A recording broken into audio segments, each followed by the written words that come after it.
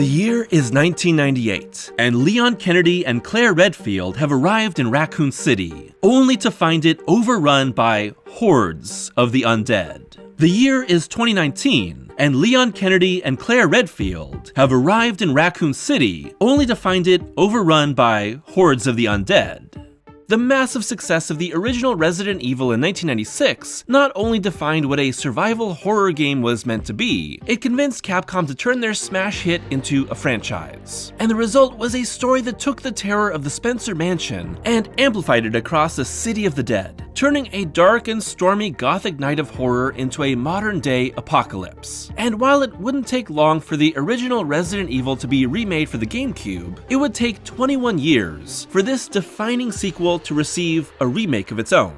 The result is that while both Resident Evil 2 and Resident Evil 2 Remake tell the same story of Leon and Claire's fight for survival and answers within the Raccoon police station, the franchise had undergone multiple massive evolutions in the 2 decades that separated them. Evolutions that completely altered the way RE was played, that pushed into action above horror, and that brought it all the way back to its scariest entry yet. But neither version of Resident Evil 2's creation was a simple journey.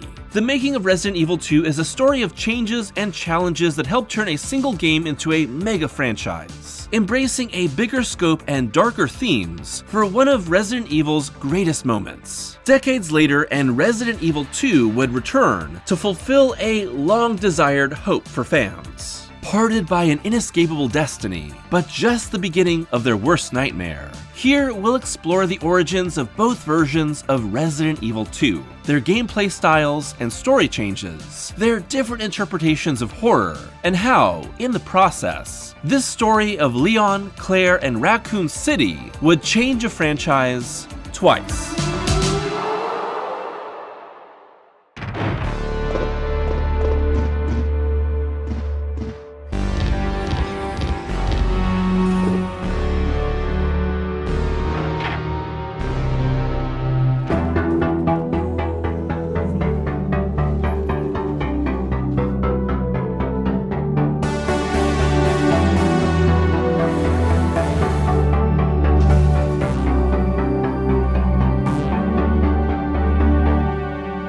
Stars? I'll give you stars!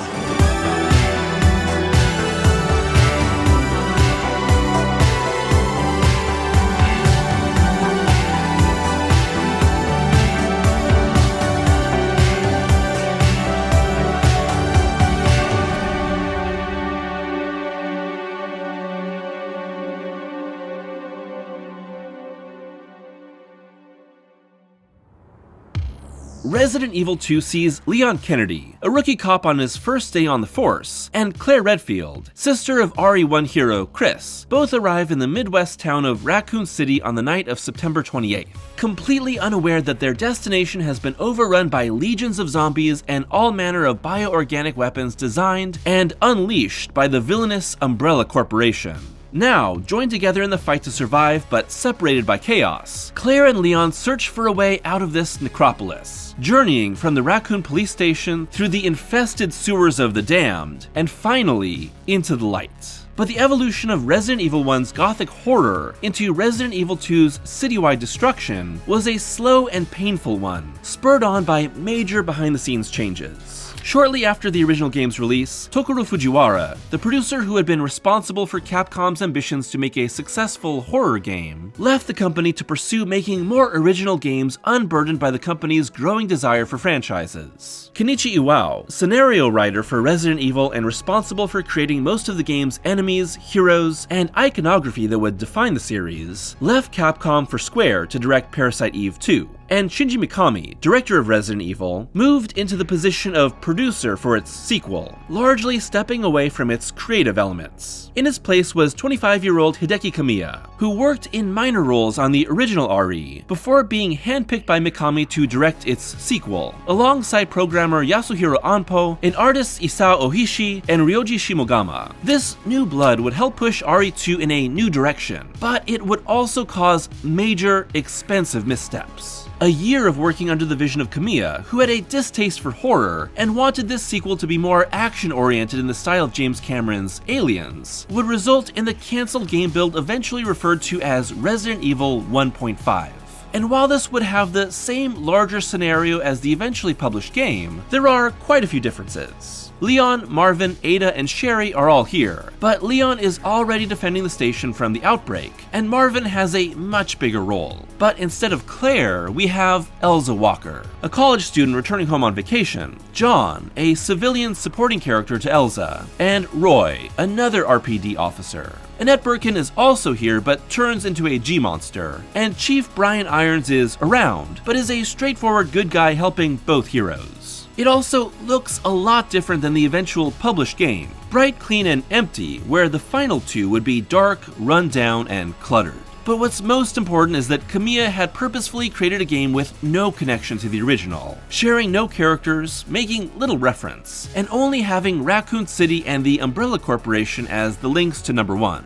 By the end of 1996, Kamiya and team had completed about 70% of the game, even going so far as to showcase it at the Tokyo Game Show to spark hype for the sequel. However, a review by producer Yoshiki Okamoto deemed it to be poorly made, and most important, not scary. The demand for change led Kamiya and Mikami to consult with successful TV writer Noboru Sugimura. And after playing the game, Sugimura criticized its lack of thematic coherence or connection to the original, and advised the team to stop their build and start from scratch. A massive task, and one done in complete view of the public that had already seen the game showcased. But development of Resident Evil 2 would indeed be restarted, adding an entire year onto its development, an eternity in the 90s. It truly was a piece of shit. It was boring, devoid of vision, and a poor excuse for a horror game, said Kamiya. To be honest, I was actually relieved when we cancelled the game. While Kamiya was questioned by his team, and the pressure was higher than ever to make a successful game, he stayed on as director, helping to push Resident Evil 2 in the right direction alongside Sugimura, now hired as scenario writer.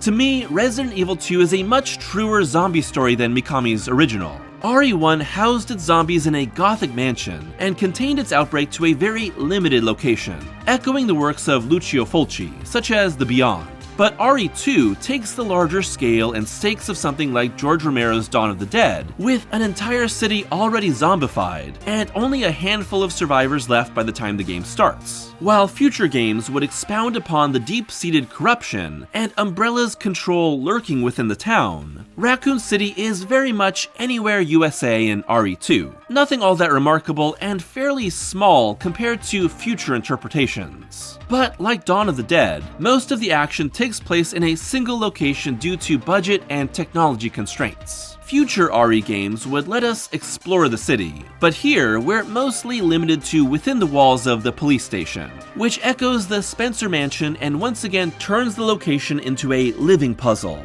Still, Kamiya's game embraces its blockbuster tastes, even after Sugimura's overhaul. With the game starting with an extended CGI cinematic, RE2 immediately embraces a blockbuster sensibility of citywide chaos, hordes of zombies, and explosions. And unlike the original, which starts with players in quiet exploration before giving way to creeping terror, RE2 puts you on the run and overwhelmed from its first moments, with multiple zombies already on top of you from the first screen.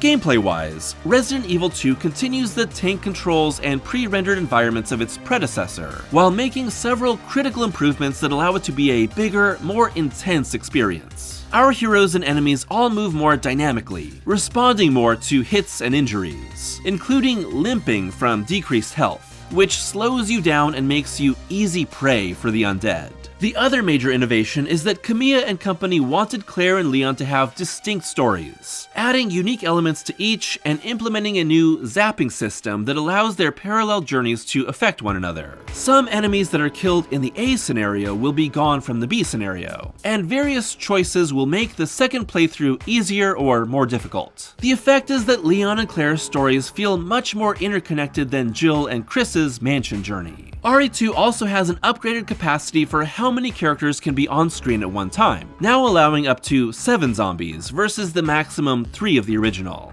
That expanded roster of enemies naturally adds more tension to RE2 and helps to illustrate the widespread death that's already happened long before the player arrives. RE2 often brings players into enemy encounters by having them stumble on a group of zombies in the midst of eating a body on the ground, playing off our first ever zombie encounter and amplifying it over and over again. Like RE1, it's graphic for its time, but those polygonal models still make us use our imagination.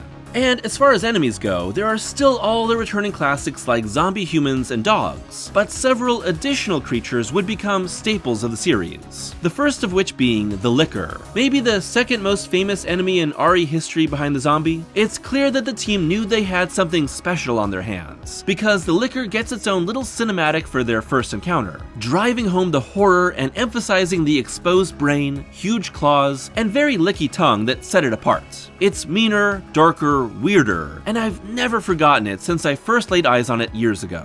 RE2 also carries on the series' early obsession with supersized animals, and the giant sewer alligator, while only a very brief boss encounter, has burned itself into the memory of fans for decades, clearly taking inspiration from Jaws for the end of the gator. There's a level of detail matched with an overwhelming darkness that really differentiates 2 from the original, feeling much more lived in than the Spencer Mansion. This being an old police station that's already been ravaged by the outbreak makes this a necessity, versus the mansion being essentially a facade for the Umbrella Lab underneath. Like its predecessor, the scares of RE2 are generated from placing players in continual tension, created by never quite knowing what will be around the next corner or on the other side of the next door loading screen, obscuring player vision and simulating a jump scare. However, RE2 players live within the tension of already knowing much of what awaits them. It's no longer the fear of the unknown lurking within the shadows, but the horror of being surrounded and outnumbered. Desperation instead of discovery. The second half of the game is where we really start to see Kamiya's preferences for action begin to take over, as RE2 really ramps up its speed and combat throughout the sewers, tossing lots of different enemies at players in narrow corridors, forcing us into combat. Having Ada by our side also doubles up the gunfire with a combo that's still pretty rare for the franchise today. Isolation in games is always a key element of horror and tension. Having a second character by your side, even just an AI, will always decrease that feeling in favor of greater empowerment. But that's the running through line of every RE game. Fear, isolation, mystery, and desperation in its early stages gives way to self-empowerment and a greater understanding of the truth behind the horror. And like the original, RE2's journey travels from a seemingly normal setting to a darker underground to sinister laboratories. Only this time, Umbrella's labs have been completely destroyed as well, and hint at the corporate corruption that's infested an entire town, instead of simply a remote experiment in the mountains. RE2 doesn't even really have a true representative of Umbrella, as Birkin is a monster, X is a weapon, and Annette is betrayed by the company. Everyone responsible for the destruction of Raccoon City and thousands of lives lost has already gotten away without consequence. Also, with the Resident Evil team using actual voice actors instead of simply whoever spoke English and was available, RE2 has way less of the unintentional stilted cheese that came to define the original. But it's also a much quieter game, limiting both its score and dialogue for greater creepiness. It also puts more emotional weight on the interactions that we do have, with Leon and Ada's possible romantic relationship and Claire and Sherry's impromptu parental relationship being the core of each story. Together, Claire, Leon, and Sherry form a makeshift family that echoes Ripley, Hicks, and Newt in Aliens, once again informing this bigger, more action-heavy sequel approach. Kamiya had ambitions of making his sequel a bigger, Hollywood-esque extravaganza, and that ambition informs everything here. Of course, RE2 isn't without its quirks and some unforgettable line readings. Cue the montage. But the Umbrella Corporation's experiments were far from finished. Guy's a maniac! Why'd he bite me? Just don't come any closer. Involving these zombie-like creatures. Easy, easy there. I'm not a zombie. You're safe now. But I'm not letting anyone leave my town. Everyone's gonna die. Can't take the pain.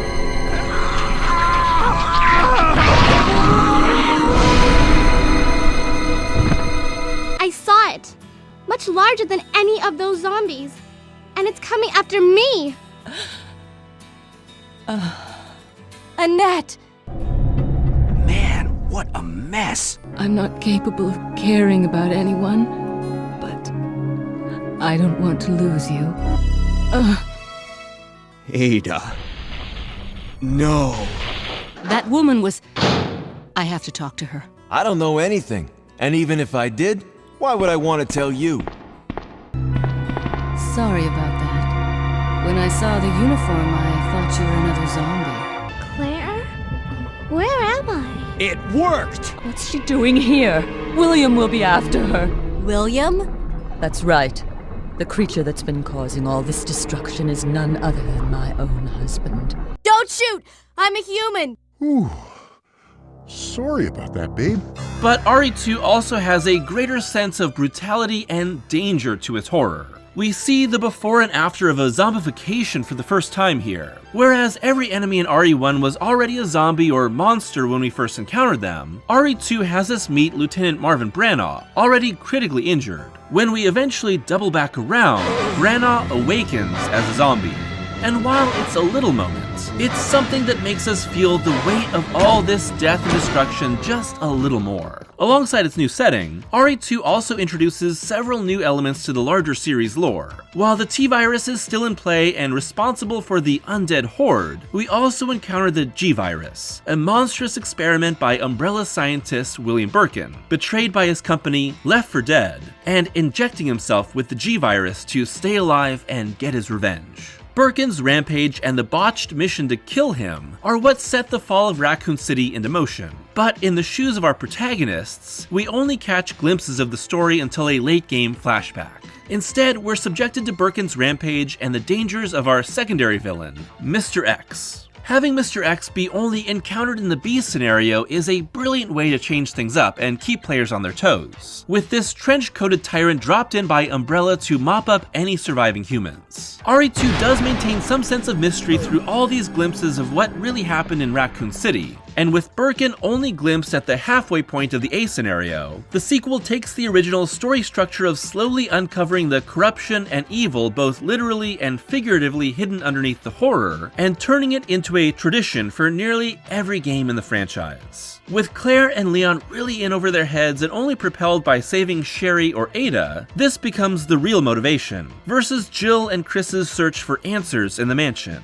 Whereas our STARS team members eventually descend into Umbrella's underground lab to stop the horror, Leon and Claire arrive at Raccoon City's lab almost by accident, in their search to save our secondary characters. Resident Evil 2 is the fulfillment of so many zombie fans' dreams, and the fulfillment of the initial premise of Mikami's original. While the first game leans into gothic horror that crossbreeds the zombie subgenre with a haunted house setting, it lives in the shadow of the many zombie films that inspired it, with George Romero's Night and Dawn of the Dead in particular heavily influencing the game's central premise, alongside Lucio Fulci's more extreme Italian interpretations. Resident Evil 2 is giving players the chance to really live out Dawn of the Dead's widespread chaos, and even with its limitations, that strange nightmare meets fantasy wish fulfillment that the zombie subgenre uniquely presents is made real here. There's dozens of Resident Evil 1 copycats, but there's even more Resident Evil 2 homages. Capcom knew that RE2 was not only special, but that they needed it to be a hit for the sake of the company, which led to the company hiring Romero to direct their now famous live-action commercial and the brief time when the director was set to film a movie adaptation. Resident Evil 2 really felt like a big deal when it was released, and the air of big game excitement it established for the franchise has lasted till today.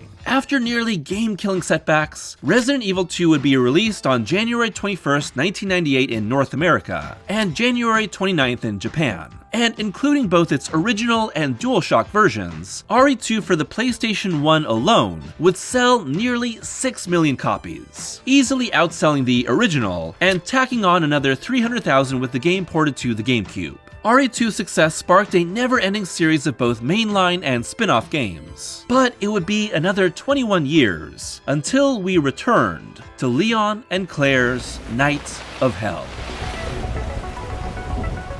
In the time between the release of Resident Evil 2 and its remake, Capcom released 21 new games in the franchise, not counting ports and remasters. The franchise had long since evolved past both Raccoon City and zombies, but much of the 2010s were a struggle for Resident Evil and the many different creative teams that had come and gone. The prevailing trend was to push further and further into the action side first introduced in RE4 and fully cemented by RE5.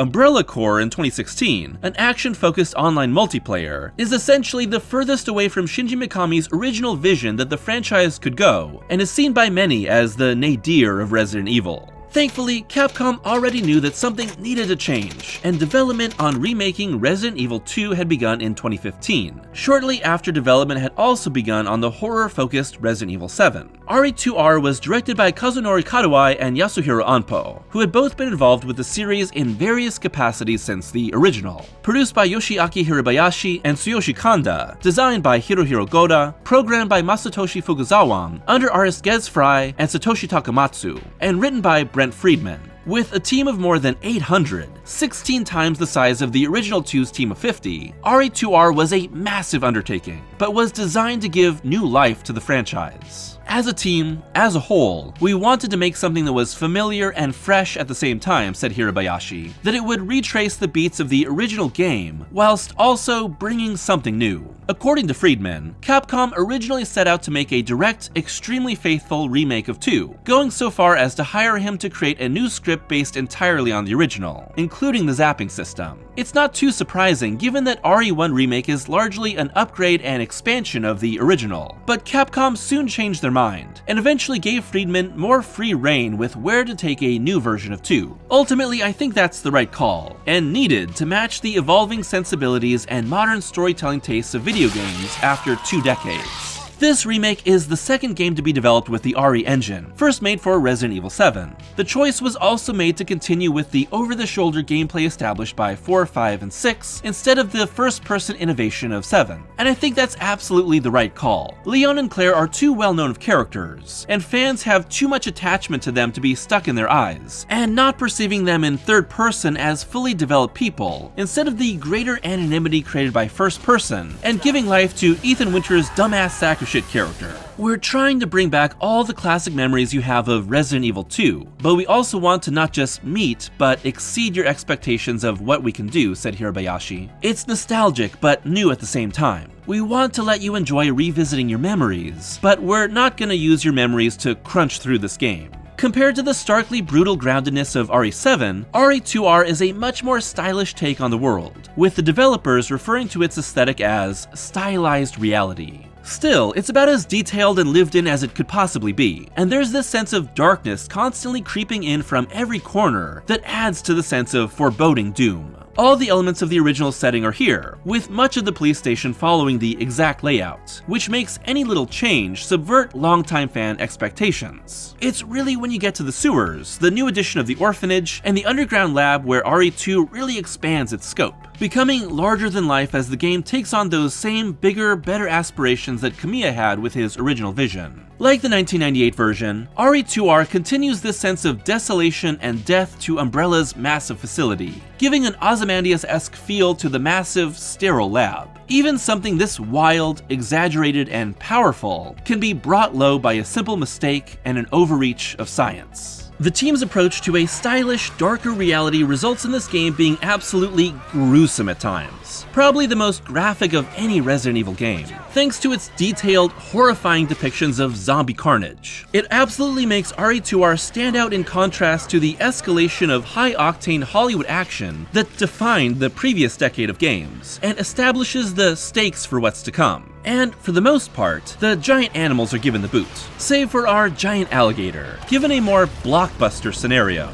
If there's a major shortcoming to RE2R, it's that it doesn't carry over the original's zapping system, and instead opts to make Scenario B a shortened version of Scenario A, letting the players bypass repetitive elements and instead focus on the parts that are unique to the second character. To me, that's not a deal breaker because everything here has become such a finely tuned and extremely fun to replay experience. Puzzles are back too, including this stupid god-dang chess key room. It relies on intuition. I ain't got any of that. That's why I'm a YouTuber. But maybe RE2R's greatest addition isn't a gameplay mechanic or a graphics update, but instead an infusion of pathos and sadness throughout its entire story. Marvin Branagh is here as well, already bitten and slowly dying, but unlike the original's simplicity of before and after, we sit with his pain and slow descent for hours. Marvin is essentially our only other real human contact for most of the game's first half, and he's filled with regret, sadness, and anger, making that moment of encountering his undead form all the more painful.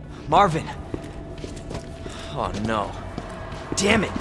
This pathos extends to essentially every interaction within the game. Take, for example, the character of Robert Kendo. In the original, the gun shop owner is on screen for maybe a minute, at first confronting the player and then eaten by an oncoming horde. This is a quick way to illustrate the game's bigger scope and more brutal stakes. But in the remake, Kendo is encountered much later, as Leon and Ada make their way out of the station. And instead of an anonymous shop owner destined to be zombie chow, Kendo is a father, looking after his nearly zombified daughter and overcome with sorrow. It's incredibly sad, with Kendo killing his daughter and himself off screen, an emblem of the thousands who have already lost their lives in Raccoon City. The aftermath of Leon's encounter with Branagh and Kendo, and his inability to save them, gives RE2R's story an emotional weight that most early RE games are missing. Helping people like them? That's why I joined the Force.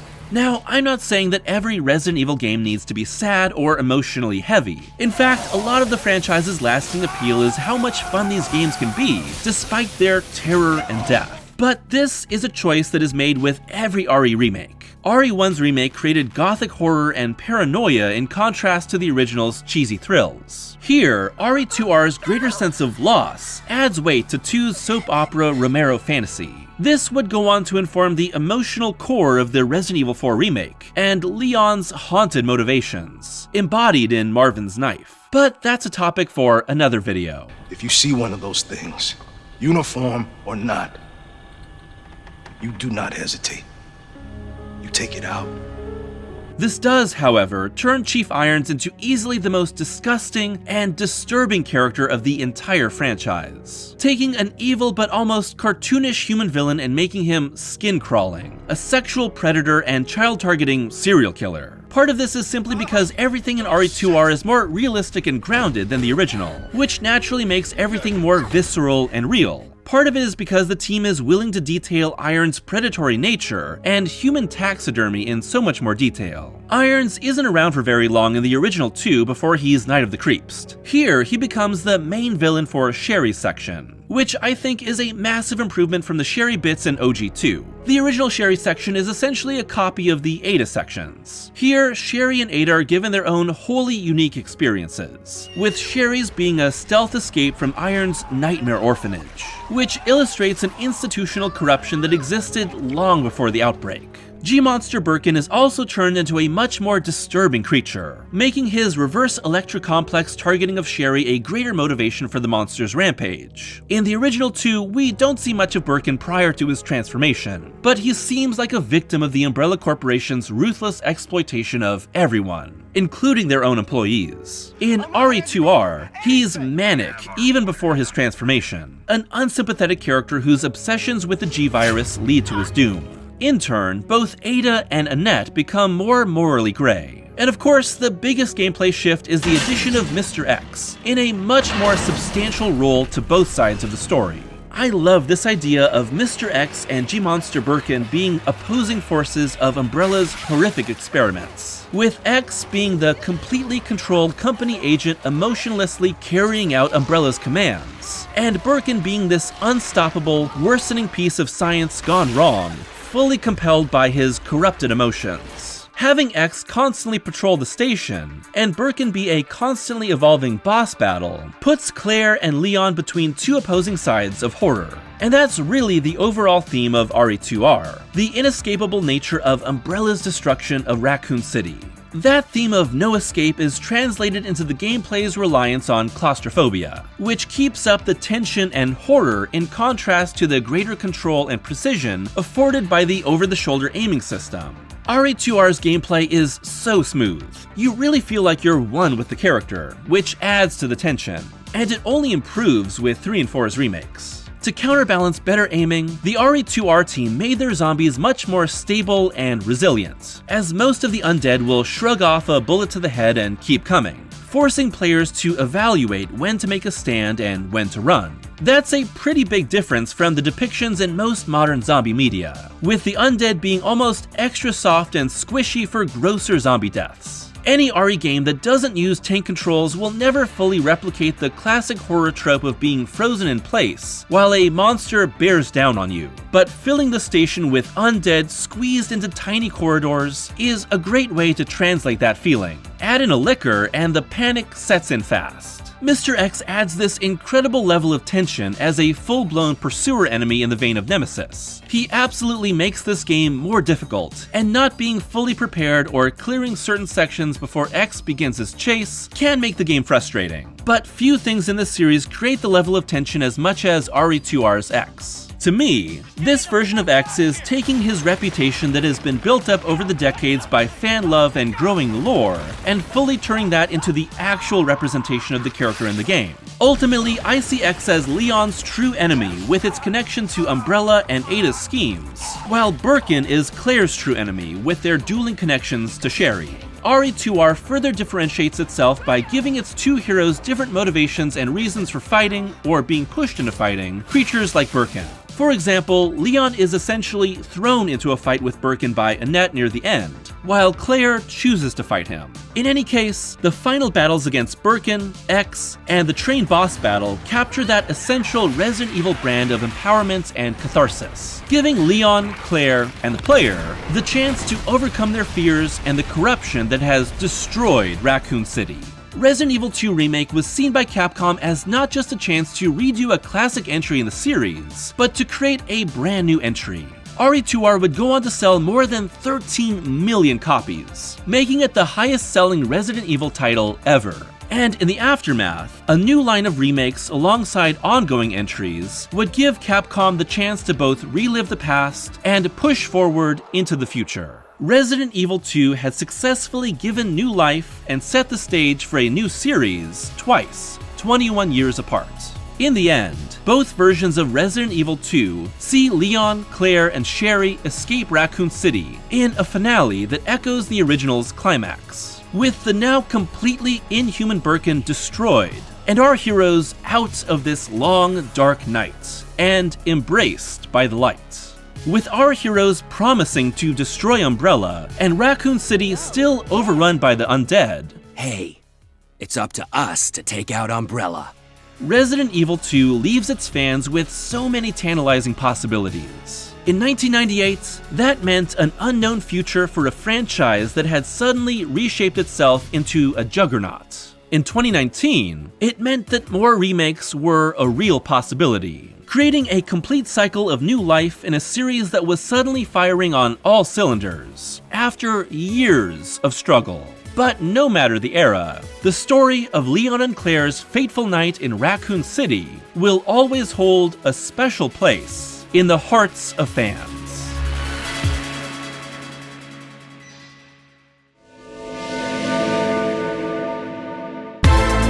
Thanks for watching today's video, and happy Residecember Evil 2. Yes, that's right, we're back with a whole new month of only Resident Evil videos. And I'm just so excited to get back to talking about one of my favorite video game franchises of all time. And of course, I couldn't kick off Residecember Evil 2 without talking about Resident Evil 2. And like I talked about in the video, the original and the remake hold such a special place in the hearts of fans, as well as for me as well. These are two foundational games in this entire franchise, both for the early days of Resident Evil and for this new wave of remakes as well. And like I did last year, I think it's fascinating to compare and contrast the two. But whereas the original Resident Evil and the RE remake from a few years later are more like refinements on the same idea, Resident Evil 2 and RE2R are separated by more than 2 decades. So having so many changes in the video game landscape, the landscape of Resident Evil, and a whole different team working on this means that there are so many different things to compare between the two. But still, I think that RE2R is a fantastic remake of the original, because it basically gives you everything you ever wanted from that original version, and puts a modern, more emotionally deep spin on it. You're essentially living out the fantasy of players back from 1998. Of course, that doesn't mean that the original Resident Evil 2 doesn't still stand on its own. It's a great classic survival horror game, and I really do think it's responsible for the Resident Evil franchise as a whole becoming what it became. The original is a classic, but without RE2, there isn't really a Resident Evil franchise. And of course, I still have all these memories from back in the day of all those Resident Evil 2 commercials that would play on the TV. Those things are burned into my brain because I was still too young to play those games when I was a kid when they came out. And like I talked about, the George Romero Resident Evil 2 commercial and his struggle to try and make a Resident Evil live-action movie are a fascinating story, and I did a video on those last year for the first Residecember Evil. So if you're interested in that story, go check that out. And I also have so many memories of kids at school telling me all about playing Resident Evil 2, and all the horrifying things that happened, which were burned in my brain as well. Of course, they didn't exactly match what actually happened in the game. I'd love to hear your thoughts on Resident Evil 2 and RE2R, how you think they compare to one another, which one you prefer if you do have a preference, and where you think they stand in the franchise overall. Because I think these are two games that people have plenty of thoughts on, and I think most of those thoughts are pretty positive. Also, how do you prefer to play these games? Leon A and Claire B, or Claire A and Leon B? I'm a Leon A, Claire B type of person. And of course, there are plenty of Resident Evil videos coming this month. I won't tell you what's coming next, but there's some exciting topics that I've been really looking forward to covering all year. And as always, I'd like to give a huge thank you to my patrons for their continued support. If you'd like to be a patron, it's only $1 a month for early access to every video and exclusive Patreon-only reviews. And one special Patreon review that will be going live in December is a review on the second half of Chip Zdarsky's Daredevil run, rounding out my coverage that I did a few years ago on the first half of that run in a YouTube video. So until next time, I hope that you're taking care of yourselves, and if you're ever traveling to a remote Midwest town for the first time late at night, maybe call ahead to make sure that it hasn't been overrun by zombies. Happy Residecember Evil 2!